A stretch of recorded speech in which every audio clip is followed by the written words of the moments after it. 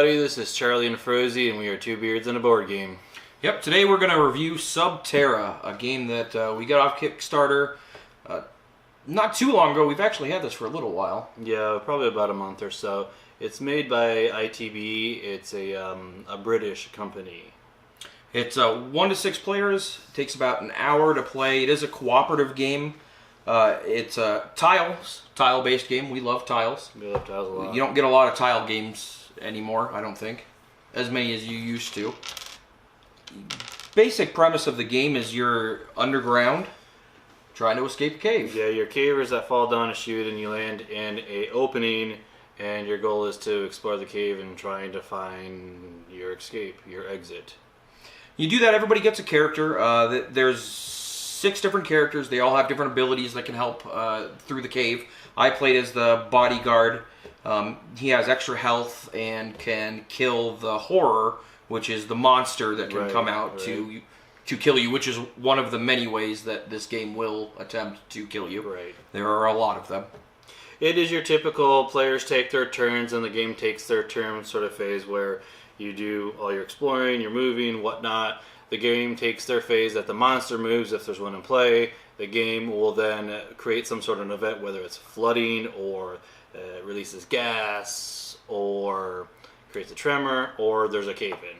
Yeah, so you'll go through, everybody takes their turn, and you're just moving around the board, and to get out at the end, you got to find the exit. And I think they did a pretty creative job of creating that sense of urgency. You take your exit tile and you put it within your last 6 tiles, was it, right? Correct. And so you have to get through, I'm not even sure how many tiles there are. It's a large amount of tiles. They give you this handy dandy little tile holder to play with, you know, and it holds everything so you're not having to stack and someone knocks it over. Right. And it just makes it easy to be able to draw a card out and then place it. Right. And so you're going to go through and you get to the exit, and it's a individual win condition, I guess, for each person. Right. So that they get to the exit and get out of the cave. Yeah, they have there's a scoring system based on the number of players that actually get to the exit by the time your card stack runs out of your events. You know, and if you run out of cards, you're still technically in the game. You have to do a skill check each time, and when you finally fail one, the cave, you know, will swallow you and take you with it. Yeah, we've played this a couple times now.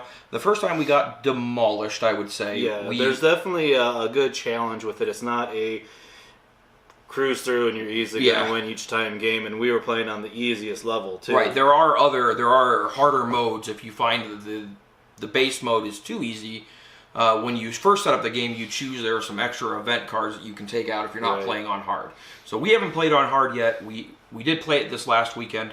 We did manage to get out of the cave, and I think we did relatively good job. We got everybody out. Right. A couple of things I'd say about it is I love this guy, right?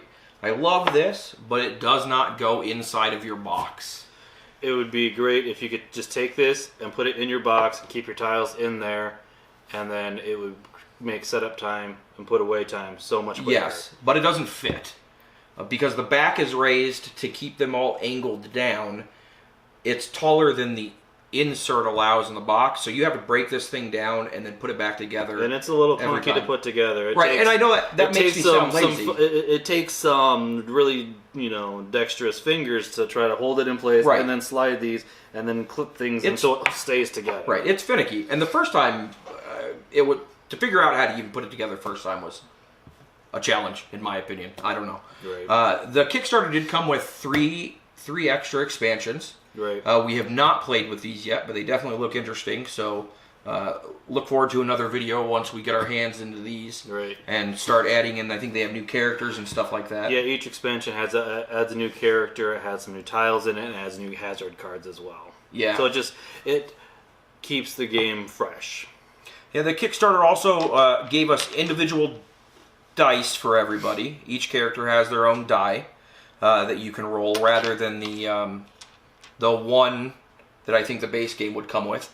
Right. Ours is glow in the dark. I don't know if the non-Kickstarter version is going to be a glow in the dark. I'm not sure. die. I'm pretty sure the Kickstarter exclusive was a glow in the dark dice, as Was well as getting character dice too. I think This was also Kickstarter. I believe so. Yes. So then there's little tokens, you know, to denote if something caves in. You put a token down, and then if you come up to this space, you have to spend your actions to dig it out. Or if you come across a water, you have to spend your 2 actions to get into the water. You're right. There was a couple of things with the Kickstarter. We could have gotten miniatures. We opted not to do that. For our people, we just have our meeples. For games like this, you don't need high quality miniatures that you would get in a lot of other games. This is more about the gameplay and tiles and discovering, and I love digging through stacks of tiles to try to make your map. And each map you're going to do is going to be different every single game. So that's also a very good for your replay value in it. Yeah, I mean, I definitely would recommend this to, it's not a super hard game to pick up either, so I think casual gamers can get into this relatively easy. Yeah. There were a couple of rule questions. We had to go back to the rule book a couple of times. Right. But the rule book does do a good job of explaining everything that we ran into. Right. And we love tile games, and so, anybody that likes tile games, modular games, like Charlie said, it's going to change every time you play it, so you're never going to have that same layout. One negative thing I would say is maybe depending on the direction characters go, the map can get long. Yes, you just need to make sure you devote enough space for the expansion of the game. When we played our last game, we had to keep on moving a guy around, and we actually had to shift him around the table because that map kept on going that way. So you just need to make sure you have enough room to play it. You can't just play it on a small card table with 4 or 5 people and expect to have enough room. Yep. My last comment I would like to make is ITB did a very good job of staying on schedule with this game. It came to me when they said it was going to, and that's always a wonderful thing because you're in a crapshoot when you back something on Kickstarter. Yeah, that's true. You got your money tied up in something that sometimes you don't have any idea that things get pushed back over and over again. So games coming on time is fantastic. So that's definitely a good job from them. We appreciate you watching our videos. If you like them, go ahead and hit that like button, subscribe, and we'll check you guys later. Keep those dice rolling.